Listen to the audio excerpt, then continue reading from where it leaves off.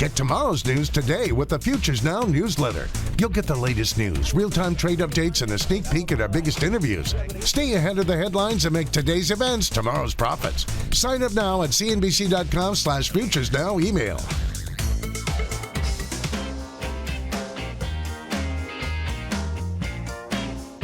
Welcome to Futures Now. I'm Jackie DeAngelis. We're coming to you live from the CNBC commodity desk at the global headquarters. Let's go straight to the biggest story of the day. That's right, a big sell-off in crude oil today, thanks to disappointing news coming out of OPEC's meeting in Vienna, with member nations opting out of deepening production cuts already in place. Oil tanking almost 5% intraday as a result of that, slipping below the $50 level. Right now, down about 4%. Jim Uriel and Jeff Kilberg are your traders today. Jeff, are you buying this drop? I'm going to catch the falling knife, Jackie. You bet your bippy I will. We're 6% lower off that $52 print off the number. And why I'm doing that, I'm trying to capture emotion, but by and large, I just want to see a $2 move. Buying $49, going to $51. Being very, very risk-reward prudent here, Mr. Uriel. Have a stop out $1 lower at 48 bucks. Sure, I like the risk-reward part of it. I have no doubt that it's going to take a circuitous route lower, but I do believe I do love circuitous. I do believe that the trend now is lower. And you said, by the way, it was disappointment. Why do you say it's lower? I'll tell you why. No, because we've been stuck in this trend. It made up the trend line that came in about 52.5, which is my upside target for the last 3 weeks. You have to admit that. It didn't quite get to it, but close enough in my book. And the point is that you said that we were disappointed about there's no meat to the production cuts, just the extension of the existing ones. Right. Well, we rallied right after the announcement. So to me, that leads me to believe that people were all bulled up going into it, and market positions sometimes dictate these moves. Buy the rumor, sell the back, sell it. I would say it could take a couple of hours to sort of digest for, people to really have it sink in for them to decide which way they want to go. But if you look at the intraday chart, just around 11 a.m., guys, is really where we saw a steep decline. Jeff, you and I spoke, and you mentioned that technically some of the levels were taken out. That's when we broke under 50. But also some of the players who were on the ground in Vienna said that maybe there's some tension, some turmoil on the sidelines. The Iranian oil minister walking off the scene saying he had other meetings, problems with the Algerian oil minister as well. Right now, I'm wondering if people are speculating that it's possible that this deal falls apart. Either of you.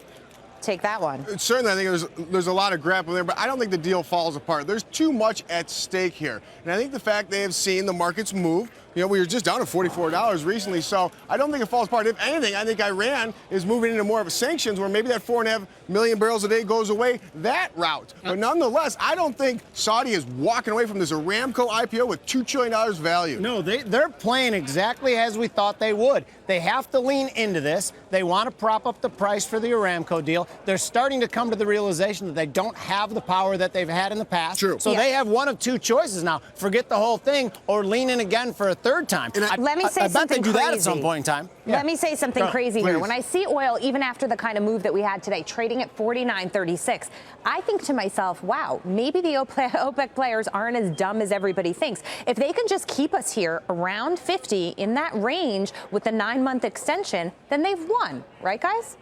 Spot on, and I think it's a long game. It's not a Cubs 18-inning game, but it certainly is many innings, and they're playing their pieces and their cards very well. No. Here, yes, I get what you're saying from a broad viewpoint, but they came out just today and lengthened the production cuts by 9 months. They didn't hope for a 3% decline to 49. They were shooting for 55. Agreed, but I think that's more. I don't think they were that unrealistic.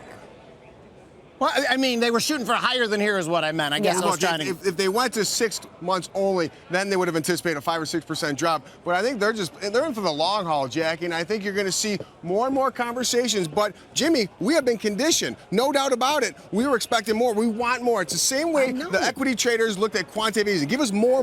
But they don't have the power that they did in the past. We produce a lot here. And when the price goes above 50, we ramp that up. That's what we've learned. Remember the whole supply story we were talking about a couple weeks ago? Okay, Let me throw one last curveball here. What about demand? If the stock market really translates to the real economy in this one belt, one road, we'll talk more about later, and China actually draws demand, is there any demand out there? Are we always talking about supply? Jeff's the one guy talking about demand. Yes. We're such a bunch of oil geeks. We could talk about this all day, but I do have to put a pin in it, get the risk reward in this trade so we can move on. Obviously, Jim thinks we're going severely lower from here, but Jeff is buying crude oil at $49.50. He's targeting a move up to 51. Each point in this trade worth $1,000. He's risking $1,000. to make 2,000. You guys jawbone each other the way the OPEC ministers do before the meeting. Okay, let's move on to some good news. Oil may be tumbling, but stocks have rallied to new all-time highs. And our next guest says that the market has even more room to run from here. Bill Stone is a global chief investment strategist with PNC Asset Management. He joins us now to tell us why. Bill, great to see you again. Tell me why the markets are headed higher when we're at all-time highs now, because it's tough to swallow. Yeah, I mean, it's. I certainly would say, hey, we'll have some digestion along the way. I don't know exactly when, but I think you still have to say the fundamentals have been getting better. I know we probably saw the peak in terms of earnings growth rates here in the first quarter, but we still are likely to see good growth rates for the rest of the year. And you have a backdrop where the U.S. economy is likely to be picking up here. I mean, obviously, it's an easy hurdle to get over the first quarter because the first quarter, in terms of GDP growth, was very weak. But I think you're going to end up, we think, at 2.4% growth rate GDP in the U.S. And I think the other story is finally a tailwind from the rest of the globe in the sense of Europe looking better in terms of growth. Japan, I can't say it's great growth, but at least I'm not worried about going into recession all the time. That is likely to help. So I think that's the good news. And I think the other side is, I mean, what are you going to go into otherwise? Bond yields in the U.S. at the 10-year at 2.25%. It really doesn't look attractive to me. Okay, so what I'm hearing is fundamentals are getting better, less focus on Washington. Yeah, I mean, I think the focus is on the fundamentals. Certainly Washington could throw a wrench in it, but I think most people, us included, still think you get a corporate tax cut at some point, whether it's late in this year, early next year. Okay, what do you think is going to drive us as we move forward? All eyes on the Fed. Minutes released yesterday. How does Janet Yellen play into the equation? Well, I mean, I think the good news is, and I think you saw that from the minutes, it didn't really disturb anything because, hey, they said what we all think they're going to do, which is they're almost sure to raise rates here in June. They'll probably do it again either September or December. We're leaning towards December. They're going to start easing off in terms of allowing some of the balance sheet to contract somewhat, but not too fast. And it's all in line with an economy getting better. So, knock on wood, all plans work out well, and that doesn't upset the apple cart. Obviously the market's not upset. It's already got priced in essentially 100% chance of that June hike. No, the market is much more resilient than I thought it would be. Jim Uriah, one of our traders, wants to jump in with a question. Yesterday in the FOMC statement, there was the thing about the transitory slowness. We're going to wait and see how that plays out before we act, or something to that effect. The market seemed to think that was more dovish than they thought. Did you interpret it the same way? And do you think yesterday marked a little bit of a shift for less hawkish rhetoric going forward? I mean, I probably interpreted it the other way, which is we think the first quarter is transitory, so we're going to hike in June. The only thing I thought that might be maybe a little more dovish was the whole part about the balance sheet, that they were going to have a cap on how much they allowed to mature at any given time. But I think I would take the other side of what we were talking about with rates down at 2.25%. To me, that doesn't make a whole lot of sense on the 10-year. All right. If you let one trader in from Chicago, of course, the other one wants to jump in with a question. Jeff? Thanks, Jackie. Thanks for letting me in. My question is more the broader market. We see new all-time highs day after day. We look at the NASDAQ 100 future here. 6 names in the NASDAQ 100 have contributed more than 50% of the performance gains year to date. Is that bothersome to you, that focus move in those 6 stocks versus the other 94? Yeah, I mean, obviously, you could find some concern in it just being those few. I guess I do think, because I think we're going to get some better, and we have seen some better earnings out of, I'm going to just say technology. I know NASDAQ's more than technology. Sure. But let's just use the shorthand of technology. I think we're likely to get some broadening of that, because I think the earnings will be pretty good in terms of both driven by the economy and the need to have more productivity. So we like the technology sector. So I guess I have to say, I think that's a good move. 2 quick beats before I let you go, Bill. First of all, you're not worried selling may go away Memorial Day weekend? No, I mean, we looked at it pretty extensively, and I'd say I'm not really much of a believer in that it would be something that works for you over time. Okay, and final question. How high do you think we go this year? That's the tougher one. I don't know. I just think we have room to move just because, again, the relative valuations of stocks versus other asset classes gives you that room, and we have upside perhaps to earnings with the economy. So I know I dodged it a little bit in terms of the exact number, They always but do. I think that's the important part. All right, Phil, great to see you. Have a wonderful long weekend. Thank you. Thank you. Okay, let's get straight to it. Jim Urio, you're trading the S&P for me. Do you agree with him? Sell in May, go away is sort of a seasonal myth, and that we go higher from here? I believe it's a myth. It's not going to surprise any of you guys that it's a trade from the bullish side. I've been fairly unwavering in this. I think if you can buy the June contract at 24.10, a couple ticks lower than where it is now, it's a good spot to get long with a target of 24.25 to the upside. A stop placed below 24.02 would be reasonable. The point I'm going to make is that I respect Bill a lot and I like what he says, but there's one thing that I can say conclusively, and that when the market heard the Fed comments yesterday, they interpreted them as more dovish, and I would cite as evidence the fact that the whole interest rate curve prices rallied. And I'm not going to push back on this trade. I want to, Jackie, because I'm having a hard time seeing. Contrarian? Well, just to push back on you, no doubt about let it. it loose, But we Gilbert. continue Go, to see Eddie. new all-time highs, and then we saw today GDP get ratcheted down. I know Atlanta Fed came out at 4.1 a couple weeks ago, and the data is coming out. The stock market is not translating to the real economy. Are we doing better? Are earnings fine? Yes, but what is going to move us higher here? Fiscal policy sure as heck is not coming through. Maybe when President Trump comes back from his overseas, there's more dialogue, but that dialogue typically is toxic. No doubt. I was Okay, going to but say, one the thing dialogue we can be talked. troubling because you just don't know what's going to come out.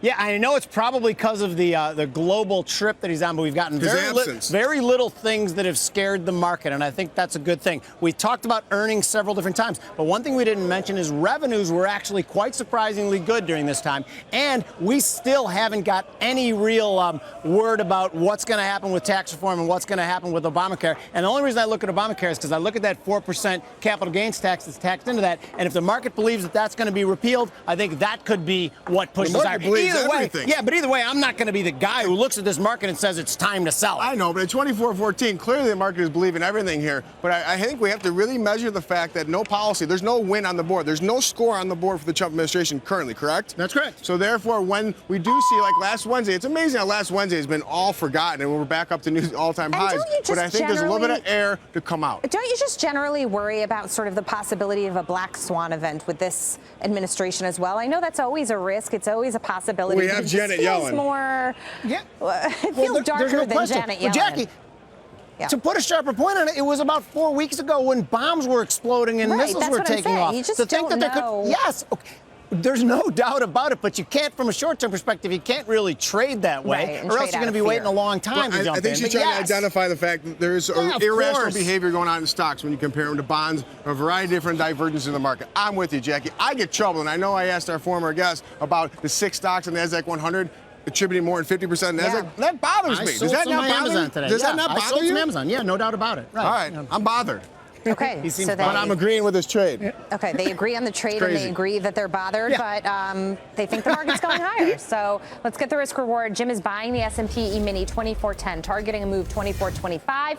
Each point in this trade worth 50. He's risking $400 to make $750 on his trade. Okay, final trade of the day. Let's end with copper jumping to a 3-week high today.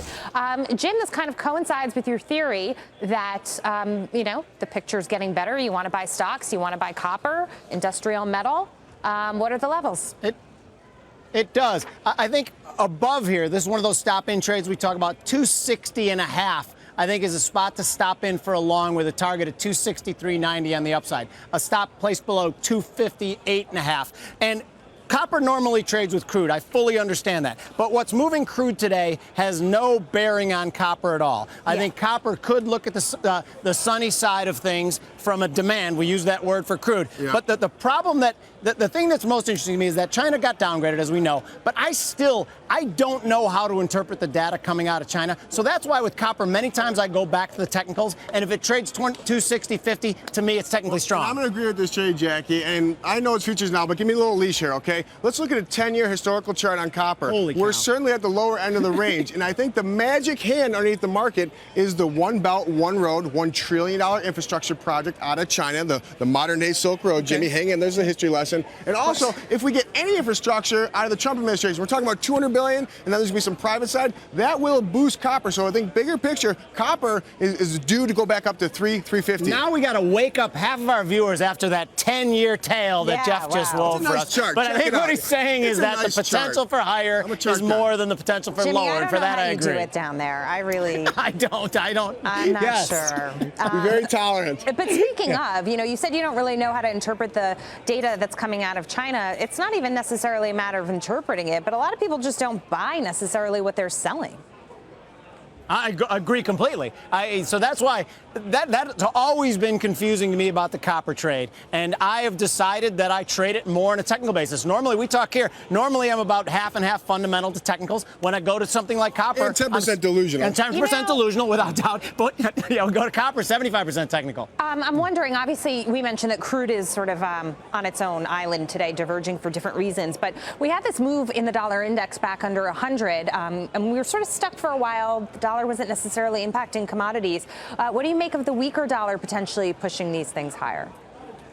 I think that's all of a sudden become in vogue again. We talked for like months. As soon as we had that move, then people... Right, because... Well, the range was well defined, and all of a sudden we poked out of that range, and then all of a sudden these commodities open their eyes and take notice of a weak dollar. I'm glad you brought that up. I wish we had earlier. But yeah, the weak dollar, I think, is definitely providing a tailwind for some of the commodities. Obviously, the story in crude is overriding with OPEC, but I think the weak dollar is helping everything else. That story also, this may be a knee-jerk reaction. That story may sort of calm down over the next couple of days, too. We've seen that as well. If nothing happened badly on the sidelines of the meeting, and we do have the 9-month extension, perhaps you get this sell-off today, right? And then, Tuesday everyone comes back from vacation and is more. Well, you know what I think. I'm on the other side of that. Yeah. Okay. Jeff's all right. not. No. All right. Final word to Jeff, because he just can't help himself. Chomping at the bit, Jackie. I think the bigger picture of the dollar, I think that's a brilliant observation. The dollar, if you continue to look at the dollar, what's going on? We're seeing the ECB, China, and the Federal Reserve continue to have currency wars, and it's being played out right now. And no doubt about it, Janet Yellen is not pleased to see this dollar weakening as she's trying to go into a rate normalization. So I think there's going to be continued volatility, which should translate into other asset classes, specifically equities. And when you see equities, we've had 4 1% moves all year. This is really creepy. So that's my last word. Watch out for these creepy markets. Your last word was that I was brilliant, and if you continue to say that, then you certainly will have the last word every time. Let's get the reserve on the copper trade, guys. Jim is buying copper 2 spot 605, targeting a move 2 spot 639. Each tick in this trade worth 250, so he's risking 500 to make 850. Okay, that's going to do it for today's show. Thank you so much, Jim and Jeff. Remember out there, if you miss any portion of the show, head back to the website, futuresnow.cnbc.com. Everything is there for you. And also, for the latest headlines and a sneak peek of what's coming up on the next show, be sure to sign up for our brand new newsletter at cnbc.com/FuturesNow email. You can find that link and also real-time trade updates on our Twitter account. Handle there is @CNBC. Futures Now. We're going to see you for our next live broadcast Tuesday, 1 p.m. Eastern, after the long weekend. Have a safe and healthy holiday. But come back to us at futuresnow.cnbc.com. See you then.